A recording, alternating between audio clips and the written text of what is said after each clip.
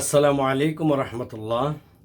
ঈদুল ফিতরের দিন, ঈদের দিন কিছু আমল আছে যে আমলগুলো সুন্নত এবং মুস্তাহাব। সে আমলগুলো করতে পারলে অনেক সওয়াব। যেহেতু আমরা ঈদের দিন আমরা আমল করি, এজন্য আমরা ইনশাল্লাহ আমলগুলো করার চেষ্টা করব। সে আমলগুলো কি?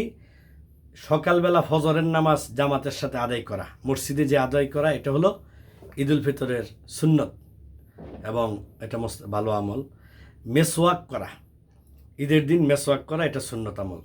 আমরা মেসওয়াক করব। গোসল করা, সকাল সকাল গোসল করে ফেলা ঈদের দিন, এটাও সুন্নত আমল। তারপর সুগন্ধি ব্যবহার করা, আমরা আতর টাতর এগুলো যা আছে আমরা ব্যবহার করব, নিজে ব্যবহার করব, আরেকজনকে দিব, এটা সুন্নত আমল। নতুন পোশাক পরিধান করা, নতুন কাপড় পরে ঈদগাহে যাওয়া।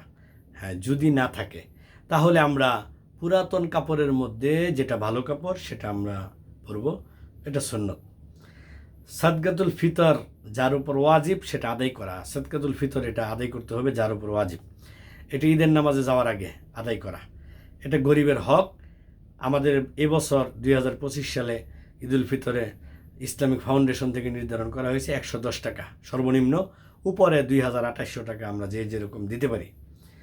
তারপর ঈদগাহে আগে আগে যাওয়া, আগে আগে ঈদগাহে চলে যাওয়া, এটা সুন্নত আমল। ঈদগাহের মধ্যে সামর্থ্য অনুযায়ী দান করা, ঈদের নামাজে যাওয়ার আগে সামর্থ্য অনুযায়ী কিছু দান টান করা, এটাও, অথবা ঈদের নামাজের পরে আমরা দান করলাম, এটা সুন্নত। ঈদের নামাজের আগে কিছু খাওয়া, অর্থাৎ ঈদুল ফিতরের দিন নিয়ম হলো রোজার ঈদে খাইয়া তারপর মানে খাওয়া দাওয়া করে তারপর ঈদগাহে যাওয়া, এটা সুন্নত আমল। মিষ্টি জাতীয় কিছু খাইলাম, সেমাই খাইলাম, যেটা পায়েস টায়েস অথবা পিঠা টিঠা যেটা খেয়ে গেলাম। আর কুরবানি ঈদের হলো সুন্নত হলো না খাইয়া যাওয়া, অর্থাৎ আইসা খাওয়া। আইসা বলতে গরুর গোস্ত, কুরবানির গোস্ত জবাই করে সেই গোস্ত দিয়ে খাওয়া, এটা হলো সুন্নত আমল। আর রোজার ঈদে হলো না খাইয়া যাওয়া, রোজার ঈদে হলো খাইয়া যাওয়া, আর কুরবানি ঈদে হলো না খাইয়া যাওয়া, সুন্নত। তারপর পায়ে হেঁটে যাওয়া, যানবাহন ছাড়া পায়ে হেঁটে যাওয়া, এটা সুন্নত। এক রাস্তা দিয়ে যাওয়া আর এক রাস্তা দিয়ে আসা, হ্যাঁ, যে এক রাস্তা দিয়ে যাবো আর এক রাস্তা দিয়ে আসবো, এটা আমাদের সুন্নত আমল। তারপর ধীরভাবে মানে ধীর গতিতে যাওয়া, এত তাড়াহুড়া দৌড়ায় না যাওয়া। দৌড়ায় যে আমরা খুতবা ধরলাম, ঈদের নামাজ ধরলাম, না, আমরা দৌড়ায় না যে আস্তে আস্তে সময় নিয়ে যাওয়া ঈদগাহের নামাজে, এটা সুন্নত আমল। তারপর হলো নিম্ন স্বরে মানে আস্তে আস্তে আস্তে আস্তে এই তাকবীর বলা, আল্লাহ আকবার, আল্লাহ আকবার, লা ইলাহা ইল্লাল্লাহ, আল্লাহ আকবার, আল্লাহ আকবার, ওয়ালিল্লাহিল হামদ, আস্তে আস্তে বলা রোজার ঈদে, ঈদুল ফিতরের দিন।